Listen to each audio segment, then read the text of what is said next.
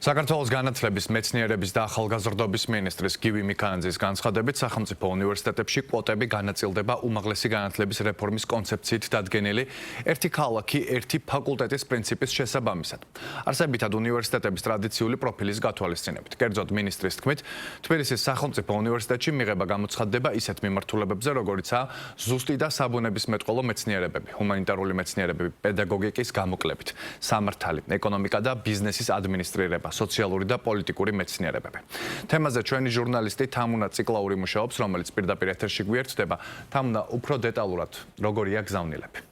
დიახ, სახელმწიფო უნივერსიტეტებში სტუდენტთა მიღების კვოტები შეგვიძლია ვთქვათ, რომ უკვე დამტკიცებულია, შესაბამისად უკვე ცნობილია, თუ რომელი სახელმწიფო უნივერსიტეტები რომელ ფაკულტეტებზე შეძლებენ სტუდენტების მიღებას. ეს დადგენილება კი და გადაწყვეტილება კი სწორედ დღეს მთავრობის ხდომაზე მიიღეს და უკვე ამ გადაწყვეტილების დეტალებზე ხდომის შემდეგ დეტალურად ჟურნალისტებთან ისაუბრა სწორედ განათლების მინისტრმა.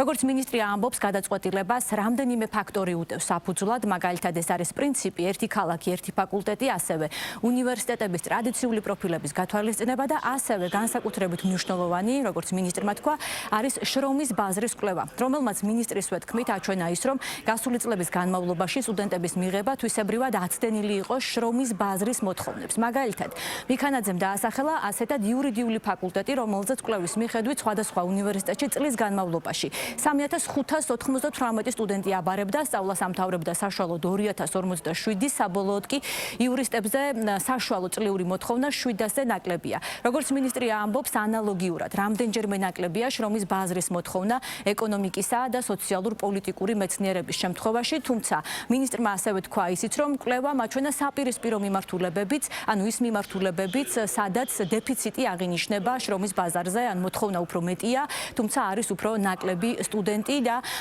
მაგალითად ასეთად დაასახელა საინჟინრო ტექნიკური მიმართულებები და ამბობს, რომ უფრო მეტია მოთხოვნა შრომის ბაზარზე, ვიდრე მაგალითად სტუდენტები აბარებენ და ასრულებენ. მაშინ, როდესაც რეფორმაზეა საუბარი, ასევე მინისტრმა ისაუბრა მთავარ მიმართულებებზე, კონკრეტულად ამ რეფორმის და კონკრეტულად კვოტირების ნაწილთან დაკავშირებით.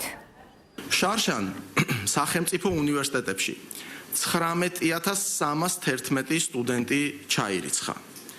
წელს სახელმწიფო უნივერსიტეტებში მისაღები კონტინგენტი დაახლოებით 2000 სტუდენტით გაიზრდება და 21300-ით განისაზღვრება.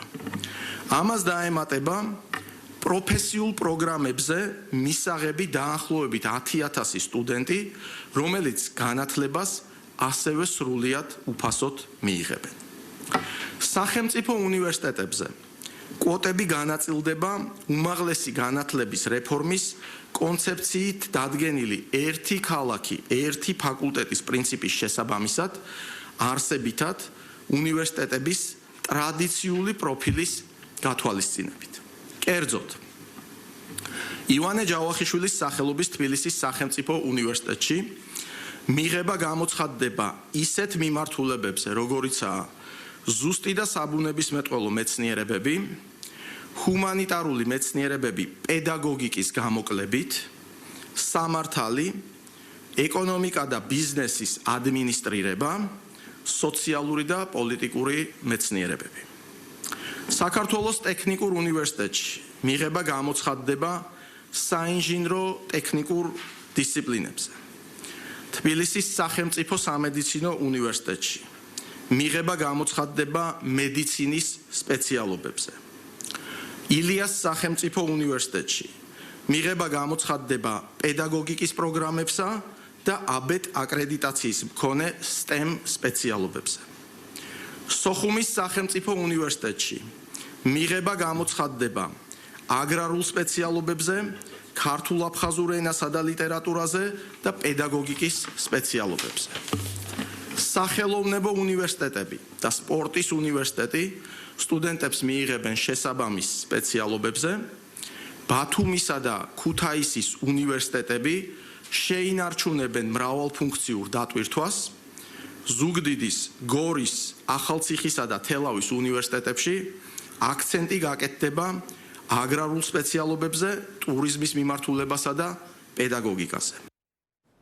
მაშინ, როდესაც რეფორმაზეა საუბარი, მინისტრი ამბობს, რომ მთავარი მიზანი ამ რეფორმის შედეგად უმაღლესი განათლების ხარისხის ზრდა და სწორედ ამას განაპირობებს გივი მიქანაძის თქმით დადგენილი კვოტირებებიც. ისე როგორც მიზნებს შორისაა უნივერსიტეტებისთვის ტრადიციული პროფილების დაბრუნება და შენარჩუნება, მაგალითად, დღეს ითქვა, რომ სწორედ ამ ცვლილებების შედეგად თბილისის სახელმწიფო უნივერსიტეტს დაუბრუნდება დედა უნივერსიტეტის სტატუსი, რაც 1990-იან წლებამდე ჰქონდა.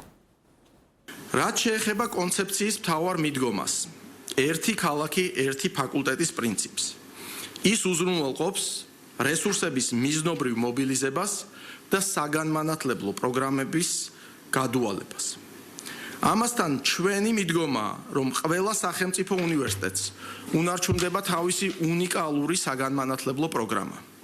ერთადერთი გამონაკლისი, რომელიც ამ ეტაპზე იქნა დაშვებული, არის საერთაშორისო აკრედიტაციის და ერთობლივი ან ორმაგი ხარისხის პროგრამების სრულად შენარჩუნება სახელმწიფო უნივერსიტეტებში, გამომდინარე იქიდან, რომ ინტერნაციონალიზაციის პრინციპი უმაღლესი განათლების პოლიტიკის მთავარ პრიორიტეტს წარმოადგენს. აღნიშნული ცვლილებების შედეგად თბილისის სახელმწიფო უნივერსიტეტს დაუბრუნდება დედა უნივერსიტეტის სტატუსი. როგორც მოგეხსენებათ, 90-იან წლებამდე, ვიდრე საქართველოში უმაღლესი განათლების სისტემას სერიოზული პრობლემები შეექმნებოდა, ივანე ჯავახიშვილის სახელობის თბილისის სახელმწიფო უნივერსიტეტი საქართველოში მოქმედი ერთადერთი უნივერსიტეტი იყო. ყველა სხვა უმაღლეს საგანმანათლებლო დაწესებულებას ინსტიტუტის სტატუსი ჰქონდა მინიჭებული.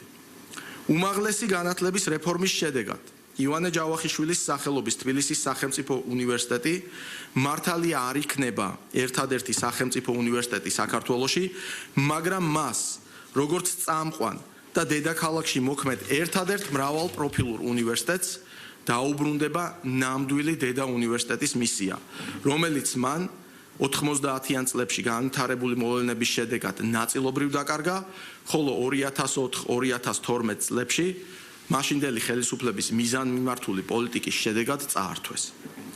უმაღლესი განათლების სისტემის რეფორმის მთავარი მიზანია ქართველმა სტუდენტმა საქართველოში მიიღოს თანამედროვე სტანდარტების უმაღლესი განათლება, რაც დღეს ჩვენს ქვეყანაში სამწუხაროდ უზრუნველყოფილი არ არის. უნივერსიტეტებში მისაღები კვოტების სწორი პრინციპების შესაბამისად განსაზღვრა ამ შედეგის მისაღწევად კარგ და აუცილებელ ნიადაგს შექმნის. შემდეგ რაც მთავრობამ დაამტკიცა სახელმწიფო უნივერსიტეტებში სტუდენტთა მიღების კვოტირებები, ბუნებრივია ჩვენ დავინტერესდით თუ როგორია პოზიციები თავად სახელმწიფო უნივერსიტეტებისა, მაგალითად ივანე ჯავახიშვილის სახელმწიფო უნივერსიტეტისა და ტექნიკური უნივერსიტეტის რექტორები ამბობენ, რომ განსაკუთრებით მნიშვნელოვანია რეფორმა იმისათვის, რომ კიდევ უფრო გაიზარდოს სწავლის ხარისხი, კონცენტრირება კონკრეტულ მიმართულებებზე და ეს იქნება ერთგვარი შესაძლებლობაც მათ შორის უნივერსიტეტებისათვის კონკრეტულ მიმართულებებზე კონცენტრირებისათვის. თუმცა უნდა ითქვას ისიც, რომ მოვისმინეთ განსხვავებული და კრიტიკული პოზიციაც, მაგალითად ილიას სახელმწიფო უნივერსიტეტის წარმომადგენელთა მხრიდან, რომლებსაც ცოტა ხნის წინ ჰქონდათ ასევე შეხვედრა სწორედ ამ საკითხთან დაკავშირებით და ისინი ამბობენ, რომ მათთვის მიუღებელია სწორედ ეს გადაწყვეტილება კვოტირების ნაწილთან დაკავშირებით და ამბობენ, რომ აპირებენ ბრძოლას კონკრეტულად მათთან მიმართებაში, იმ განსაზღვრული კვოტებთან მიმართებაში, რომელიც განსაზღვრულია სწორედ მთავრობის დადგენილების მიხედვით. დღეს საუნივერსიტეტო საზოგადოებას გამოუცხადეს, რომ ყოველგვარი საფუძვლის გარეშე ილიას უნივერსიტეტის 97-99% ფაქტობრივად დაშალეს და დაანგრიეს.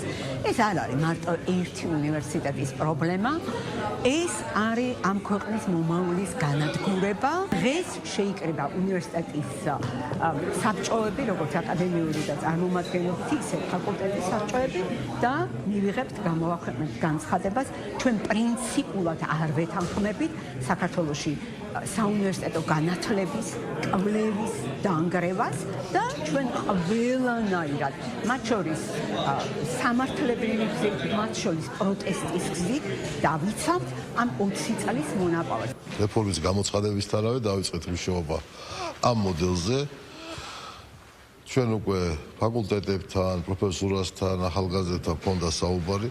საქართველოს ტექნიკური უნივერსიტეტი მხოლოდ გაძლიერდება თავის ტექნიკურ-ტექნოლოგიურ დარგებში მილევად ფაკულტეტებს რაც შეეხება პროგრამებს, ის სტუდენტები დაამთავრებენ სწავლას, მიიღებენ რომლებიც გავლენ დაირიცხავენ სადიპლომო ნაშრომს, დიპლომს და შემდგომში ეს ფაკულტეტის პროგრამები გადავა თბილისის ივანე ჯავახიშვილის სახელობის ჩვენ დედა უნივერსიტეტში. ხოლო უნივერსიტეტში საქართველოს მთავრობას გასაზრდული აქვს ძალიან სერიოზული ინვესტიციები, როგორც კამპუსების, ლაბორატორიების, გაძლიერების და ჩვენ მხოლოდ მოხარული ვართ ამით. უმაღლესი განათლების რეფორმის ფარგლებში იგეგმება თბილისის სახელმწიფო უნივერსიტეტში იმ მიმართულებების ხელშეწყობა, რომელსაც საუკუნოვანი ისტორია ჰქონდა და აქვს. მე მინდა ხაზგასმით აღვნიშნო, რომ უნივერსიტეტი იქნება ფუნდამენტური მეცნიერების მთავარი კერა ქვეყანაში. ბაზრის კვლევის შედეგად განისაზღვრება გარკვეული კოტირებაც, ანუ რაოდენობა თუ რა რაოდენობას მიიღებს ესა თუ ის უმაღლესი საგანმანათლებლო დაწესებულება სტუდენტების სახით. მე ახლა კონკრეტულ კოტებზე გამიჭირდება დღეს საუბარი, თუმცა მინდა აღვნიშნო, რომ თბილისის სახელმწიფო უნივერსიტეტი ფაქტობრივად მისაღებს სტუდენტთა რაოდენობას დიდად არ ამცირებს. ამ თვალსაზრისით ჩვენ ბუნებრივია შევთავაზებთ ჩვენ სტუდენტებს უკვე აბსოლუტურად ახალ რეალობას, რა რეალობითაც, ასე ვთქვათ, რა რეალობაც იგეგმება რეფორმის გატარების გამო. სახელმწიფო უნივერსიტეტებში სტუდენტთა მიღების კვოტები უკვე დამტკიცებულია. ეს გადაწყვეტილება სწორედ დღეს მიიღეს მთავრობის ხდომაზე და როგორც მინისტრმა უკვე მთავრობის ხდომის დასრულების შემდეგ დეტალებზე საუბრისას თქვა, შემდეგ წლებშიც, როდესაც კვოტირების განსაზღვრა დადგება დღის წესრიგში, განსაკუთრებით მნიშვნელოვანი იქნება და ისარგებლებენ და გაითვალისწინებენ შრომის ბაზრის კვლევას, რადგან როგორც მინისტრი ამბობს, ეს განსაკუთრებით მნიშვნელოვანია იმისათვის, რომ რეალურად სტუდენტები უნივერსიტეტებმა უპასუხონ სწორედ იმ მოთხოვნებს, რომელიც აქვს შრომის ბაზარს. მადლობა უმაღლესი განათლების რეფორმის შესახებ თამუნა ციკლაური საუბრობდა.